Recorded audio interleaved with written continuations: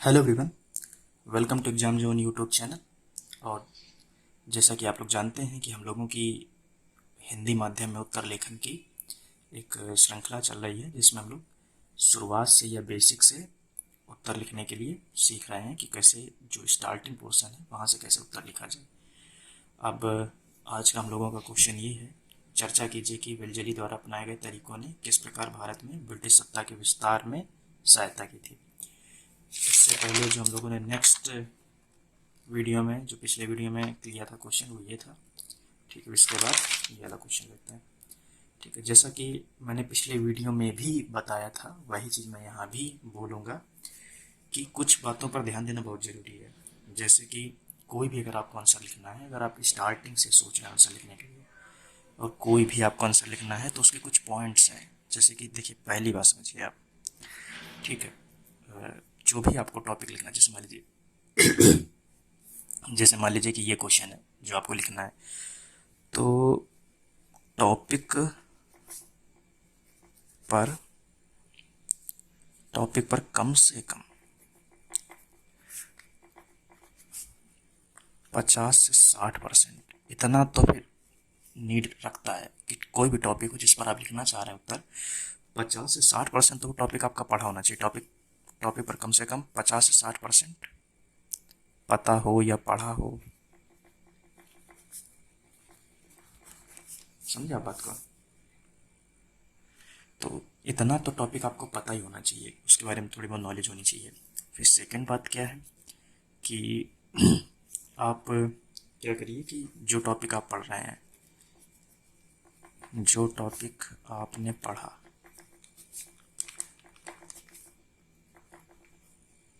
उस पर पॉइंट्स और हेडिंग्स बना लीजिए। ये मेन बात है।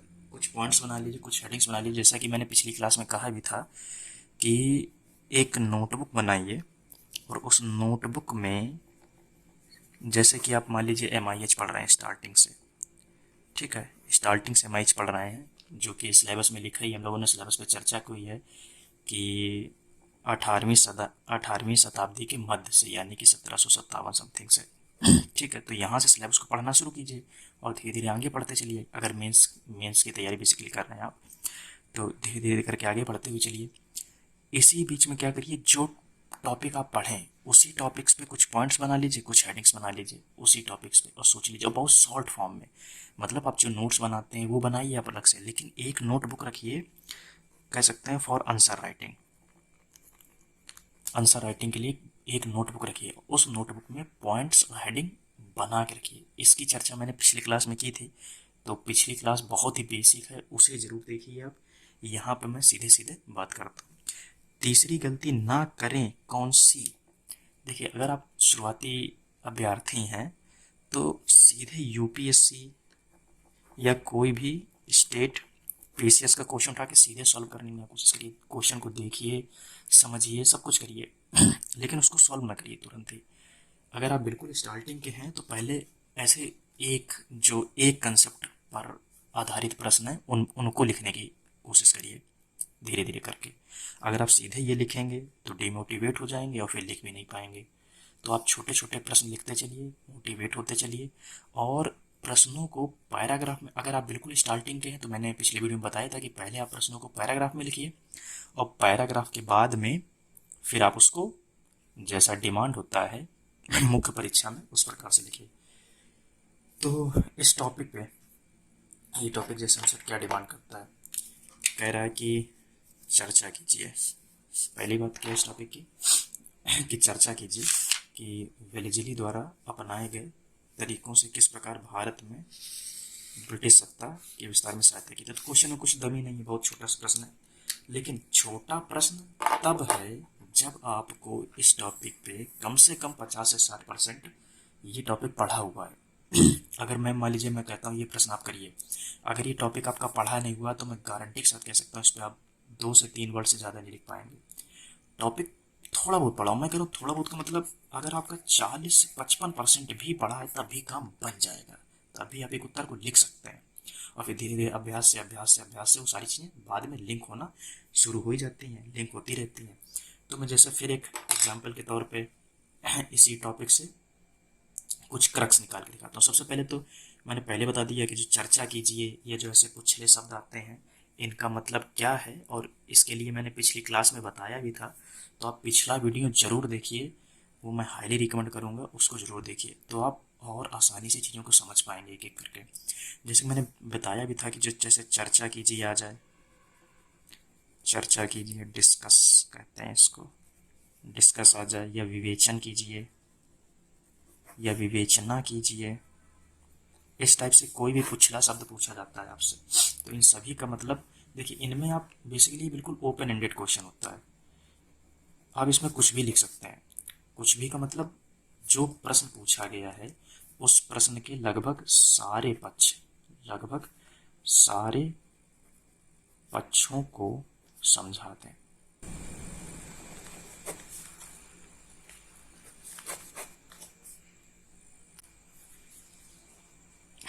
तो इस टॉपिक पे चलने से पहले हम लोग क्या करते हैं, कुछ पॉइंट्स और हेडिंग। जो मेरा पहला पॉइंट है कि टॉपिक पढ़ा होना चाहिए, तो पढ़ा होगा ऐसा मैं मान लेता हूँ, और कुछ पॉइंट्स और हेडिंग्स निकाल लेते हैं।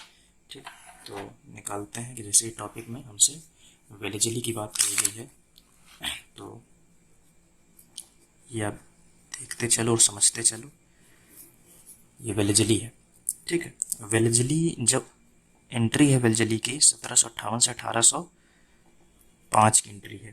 तो ये बात एकदम ध्यान रखने वाली है, क्योंकि अगर टाइम पीरियड पता है तो बहुत सी भी चीज़ें क्लियर हो जाती है। और जो मेरा पहला पॉइंट है ये वाला, पहले का जो सॉरी सेकंड पॉइंट है, यही सेकंड पॉइंट आपका प्रीलिम्स एग्ज़ाम में भी काम आता है। कैसे?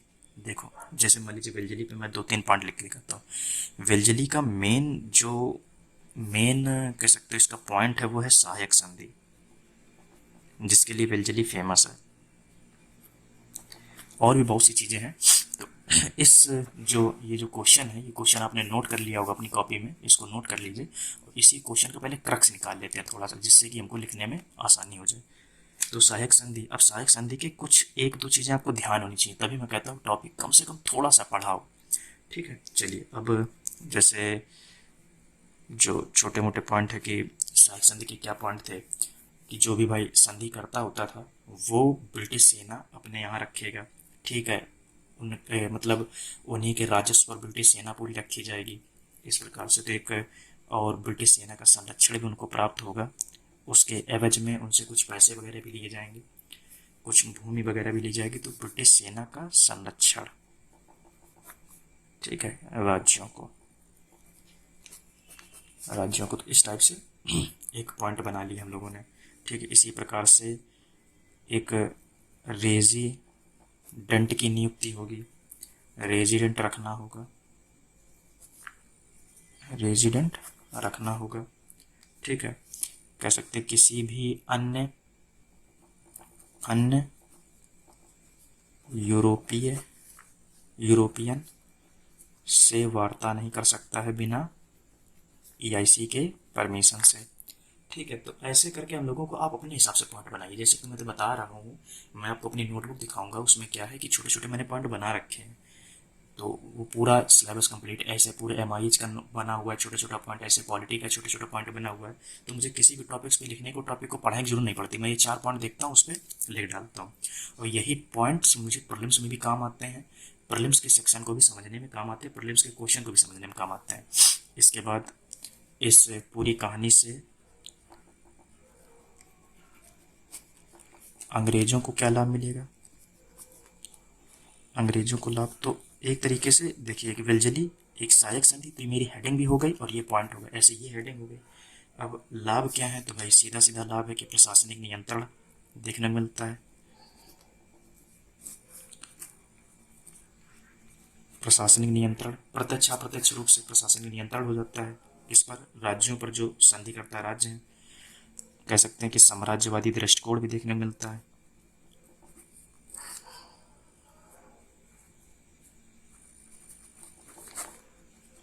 साम्राज्यवादी दृष्टिकोण हो गया, ठीक है। फिर संधि करता राज्य कौन कौन से हैं? कौन कौन से हैं, तो इसका एक कोड बना लीजिए। जैसे कि मुझे याद है HSTA, HSCTA। अब H का मतलब क्या है, हैदराबाद, हैदराबाद। इसे S का मतलब सूरत है, C का मतलब कर्नाटक है, T का मतलब तंजौर है, A का मतलब अवध है। इन्होंने क्या किया है, सिग्नेचर किए हैं, संधि की हुई है, किससे, वेलजली से। और इसी के टाइम में कुछ प्रत्यक्ष युद्ध भी हुए हैं जो सामने फाइट हुई, यानी कि जिन्होंने संधि पर सिग्नेचर नहीं किया है। ऐसे कौन है, तो फोर्थ मैसूर युद्ध है, फोर्थ मैसूर युद्ध में कौन है, टीपू सुल्तान है, ठीक है। और सेकंड मराठा युद्ध है, आंग्ल मराठा युद्ध, और इसमें कौन है, सिंधिया भोसले थे, ठीक है। तो इतने अगर आपको पॉइंट याद है, ठीक है, और इस चीज़ को और भी कॉम्पैक्ट कर सकते हैं आप अपने हिसाब से। इसको और कॉम्पैक्ट कीजिए, नोटबुक में बनाइए, और इतने ही पॉइंट से मैं 150-250 जैसे भी शब्द की रिक्वायरमेंट होगी वो मैं लिख सकूंगा। तो इस बात को ध्यान रखिए, ठीक है। और मैंने बता ही दिया है कि क्या करना है, चर्चा कीजिए। चर्चा करने का मतलब क्या है, कि जितने भी पक्ष हैं उन सभी पक्षों को क्या करिए, समझा दीजिए, ठीक है। तो अब अपन सीधे क्वेश्चन पे चलते हैं और इसका आंसर लिखने की कोशिश करते हैं, ठीक है।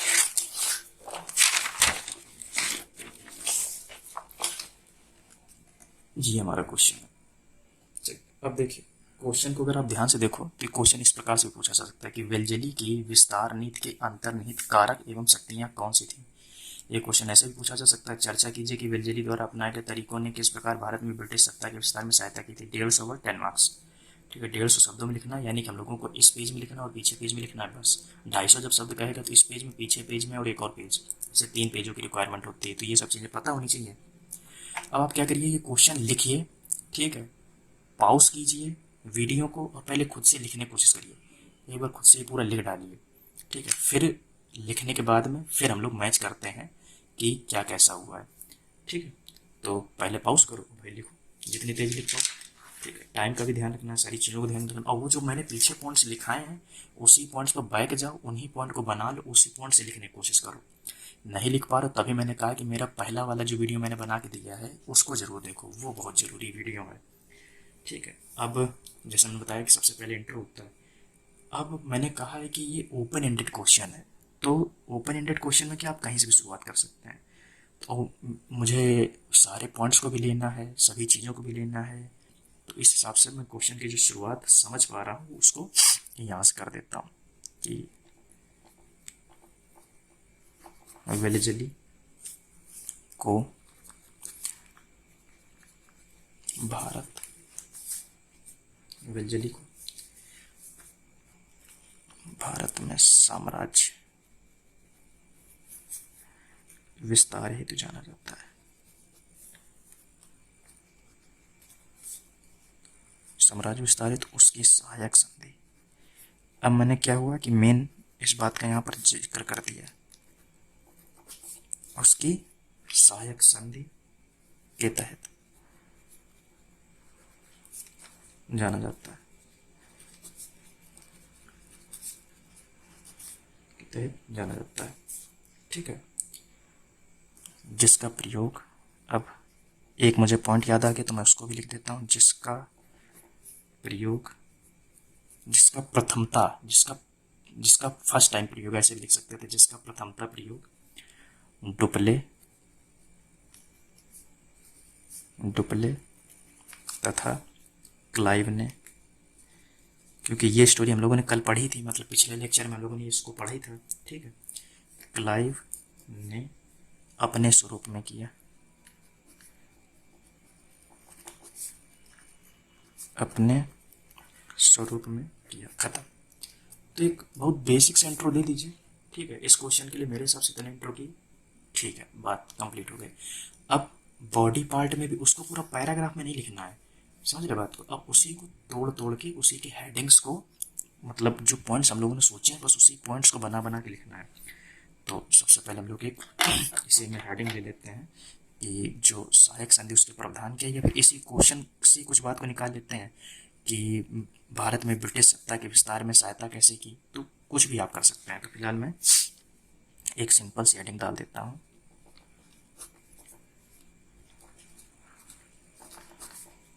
सहायक संधि के प्रावधान। ठीक है, थोड़ा सा गड़बड़ हो गया है, जो अपना भाई सही से बनाना है इसको। ठीक है, कौन कौन से प्रावधान है उनको डिटेल करा दो, एक एक करके काउंटिंग करा दो कि कौन कौन से हैं। ठीक है, चलो काउंट कराते हैं। जैसे पहले हम लोगों ने पीछे एक पॉइंट लिखा था, उसी पॉइंट को यहाँ पर प्रयोग कर लेते हैं कि संधिकर्ता राज्य को ब्रिटिश कंपनी की तरफ से संरक्षण प्राप्त होता था।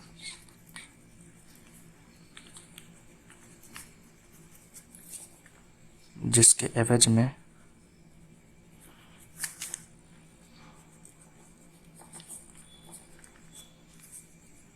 प्रांत को संप्रभुता युक्त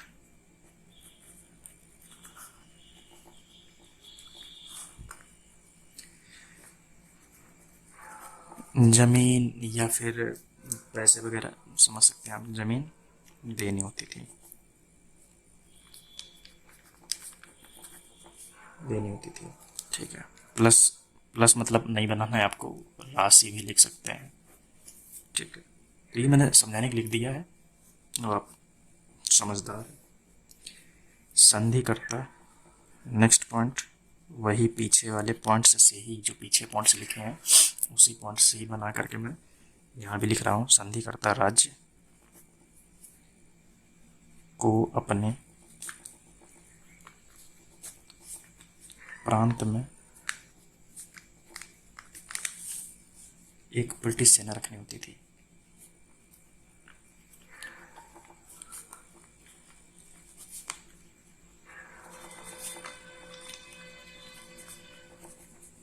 रखनी होती थी। ठीक है, नेक्स्ट ऐसे पॉइंट क्या बनेगा, संधिकर्ता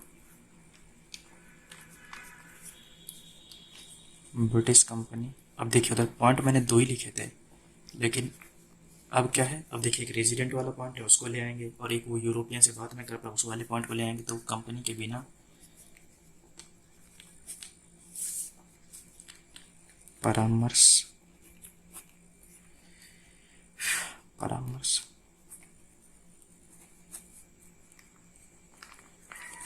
अन्य यूरोपियन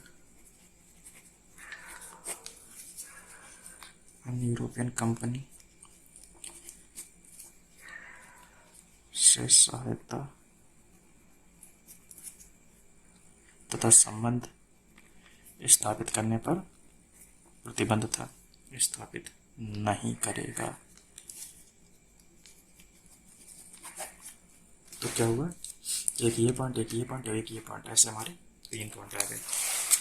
इसी प्रकार से एक दो पॉइंट को यहाँ पर नोट कर लेंगे कि विदेश नीति भी जो होती थी संधिकर्ता के प्रांत की, संधिकर्ता राज्य की विदेश नीति भी, संधिकर्ता राज्य की विदेश नीति भी ब्रिटिश कंपनी द्वारा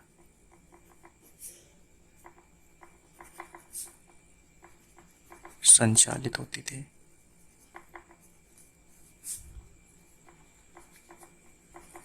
एक ये पॉइंट हो गया। मैं जरा सा कंट्रास्ट को सही कर लेता हूँ क्योंकि लाइटिंग का भी थोड़ा सा इशू हो जाता है। और नेक्स्ट पॉइंट की राज्य या प्रांत को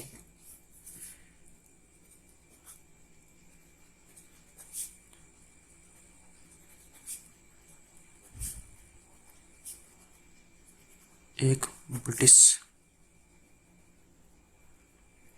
रेजिमेंट, एक ब्रिटिश रेजिडेंट की नियुक्ति करनी होगी, की नियुक्ति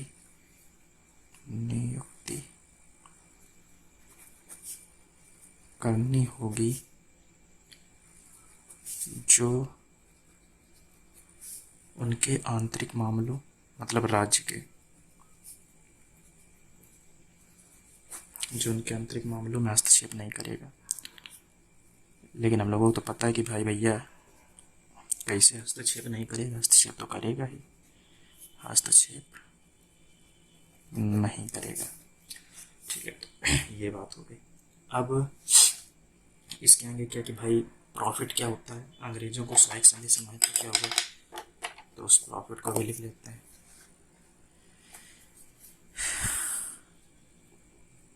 देखिए यही सारी हेडिंग हम लोगों ने अभी तैयार की थी पीछे से। अंग्रेजों को सहायक संधि से महत्व या द्वारा महत्व,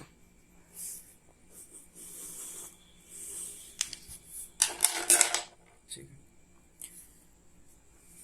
अब जो पॉइंट वही पीछे लिखे थे वही सारे यहाँ समझा देने हैं, लगा देने हैं कि भाई पहला क्या बात है कि साम्राज्यवादी दृष्टिकोण, साम्राज्यवादी दृष्टिकोण से साम्राज्य का विस्तार, साम्राज्यवादी दृष्टिकोण से साम्राज्य का विस्तार।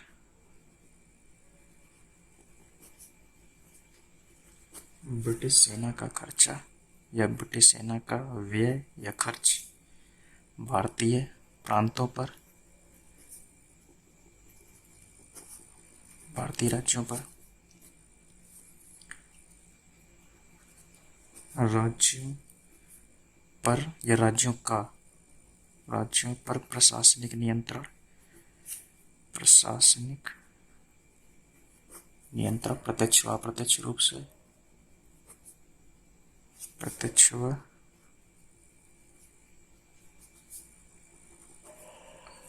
अप्रत्यक्ष रूप से। ऐसे 2-3 पॉइंटों को बस और लिख देंगे कि राज्यों तथा अन्य यूरोपियों, राज्यों तथा अन्य यूरोपियों में शक्ति का पृथक्करण, शक्ति का पृथक्करण। फिर संधिकर्ता राज्य कौन से थे, जैसा कि मैंने बताया भी पीछे कोड,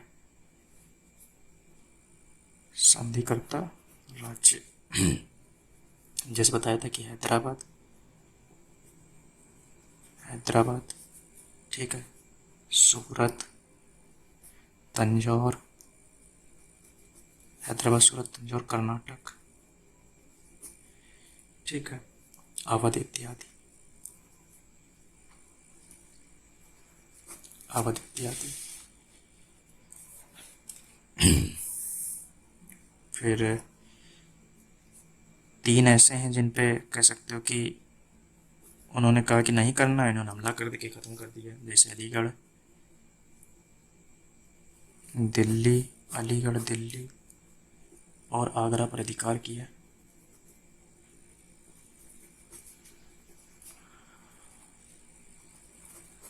और आगरा पर अधिकार, इधर नहीं जाना चाहिए, वो एक्चुअलिटी में दिक्कत हो रही है, थोड़ा बोर्ड हिल रहा है उस वजह से। प्रत्यक्ष युद्ध द्वारा, इस पॉइंट को भी यहीं पर लिख लेते हैं।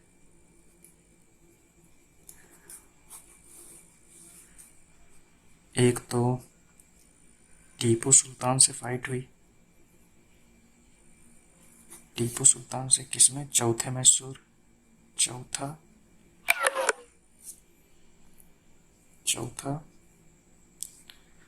आंग्ल मैसूर युद्ध, और टीपू सुल्तान, और एक सिंधिया भोसले, सिंधिया और भोसले। इसमें कौन सा है, द्वितीय आंग्ल मराठा युद्ध, द्वितीय आंग्ल मराठा युद्ध, ठीक है। अब अंत में एक निष्कर्ष की है, निष्कर्ष के लिए हम लोग उधर से जगह नहीं बची है, निष्कर्ष में सिर्फ एक पॉइंट को यहाँ पे मैं लिख दे रहा हूँ इस जगह पे। ठीक है, तो निष्कर्ष में बस ये लिख लीजिए कि चूंकि कंपनी का कर्जा, चूंकि कंपनी का कर्ज बढ़ जाने के कारण या बढ़ जाने के कारणवश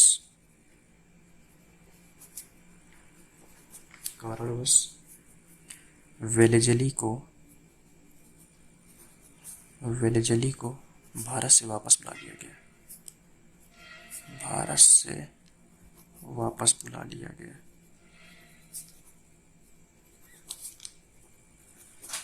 वापस बुला लिया गया। हालांकि वेलेजली की नीतियों ने भारत में एआईसी आप नहीं लिखेंगे, पूरा लिख दीजिएगा, एक्चुअलिटी में हैबिचुअल की वजह से एआईसी लिख गया है, को एक सर्वोच्च सत्ता के रूप में स्थापित किया।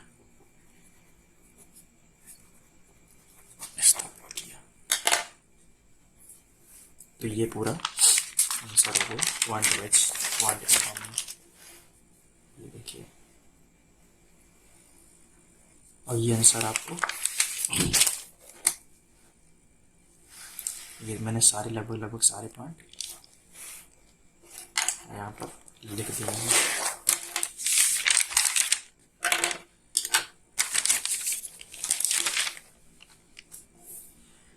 तो इस टाइप से आप प्रैक्टिस करिए, और जो ये सारे आंसर हैं, ये जो क्वेश्चन, एक नेक्स्ट क्वेश्चन हम लिख लेते हैं। ये क्वेश्चन, इस क्वेश्चन को आप नोट कर लीजिए और इस क्वेश्चन पे आप प्रैक्टिस करिए, इस क्वेश्चन के पॉइंट्स बनाइए, इसको थोड़ा सा पढ़िए, और जो नेक्स्ट चर्चा रहेगी वो इस क्वेश्चन पे रहेगी। इस क्वेश्चन को नेक्स्ट टाइम में करेंगे। आप अपना उत्तर सभी के सभी लोग इस, ये जो आपको दिख रहा है, इस कह सकते हैं QR कोड को स्कैन करिए। ये टेलीग्राम चैनल है हमारा, एग्जाम जोन UPSC, इसको सर्च करिए टेलीग्राम में। ये ग्रुप है हिंदी माध्यम के लिए, यहाँ पर आपने उत्तर लिखे ढेर सारे। देखिए, प्रैक्टिस तो आप ही को करनी है, एग्जाम सबको निकालना है, ठीक है। कंपटीशन इतना ज़्यादा है, जितनी ज़्यादा आप प्रैक्टिस करेंगे उतना फ़ायदा होगा। ढेर सारी प्रैक्टिस करिए, यहाँ पर उत्तर लिख के भेजिए। जो त्रुटियाँ होंगी वो हम लोग बताएंगे कौन कौन सी त्रुटियाँ हो रही हैं। इस चैनल को भी सब्सक्राइब करें, शेयर करें, और फिर मिलते हैं इस क्वेश्चन पे नेक्स्ट वीडियो में।